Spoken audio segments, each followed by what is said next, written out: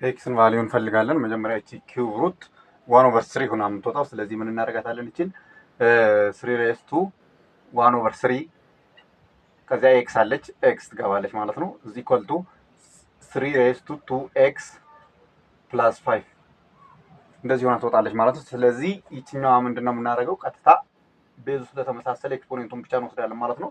ማለት x/3 ትሆናለች። እዚህ ኢኳል ቱ 2x + 5 ይሆናል ማለት ኦቨር 1 ስላለው ክሪስ መልቲፕሊኬሽን እናባዛዋለን ማለት ነው።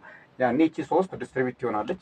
ሶ x is equal to ፎር ይሄኛው 3 ታይምስ 2x 6x ይሆናል ፕላስ ይችኛዋ ደግሞ 15 ትሆናለች ማለት ነው። 15 ትሆናለች። ስለዚህ እቺን 6x አሻግረን መቀነስ እንችላለን። x - 6x is equal to 15 ይሆናል። ስለዚህ ይችኛዋን ስንቀንሳት -5x is equal to 15 ይሆናል ማለት ነው። ለ-5 ስናካፍለው x ቫልዩ ስንት እናገኛለን? -3 እናገኛለን ማለት ነው። ይችን -3 ሰብስቲቱት ብናረጋት ያው እኩል ያመጣልናል ማለት ነው። እስኪ ሌት ቼክ ማድረግ እንችላለን። x ቫልዩ -3 ነው ያገኘነው። ሶ አስገብተን ማየት እንችላለን ማለት ነው። x ቫልዩ is equal to -3 ስለሆነ እናስገባና ኪዩብ ሩት ኦፍ 3 -3 አለች። እቺ ኪዩብ ሩት ናት። -3 x ቫልዩ -3 ነው ያገኘነው። ስለዚህ ይችኛዋን እንመጣና እዚህ ኢኳል ቱ ብለን 3 ታይምስ -3 ማለት -6 ይሆናል ማለት ነው። ፕላስ 5 ይሆናል ይችኛዋ። ስለዚህ ይችኛዋ እንዴት ትሆናለች? ይቺ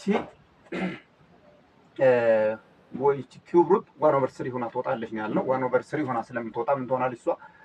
3 -3 ይቺ 3 ቤዝ ትሆናለች ትገባለች ማለት ነው። 1/3 ሆና ስለምትወጣ ማለት ነው ይችኛዋ።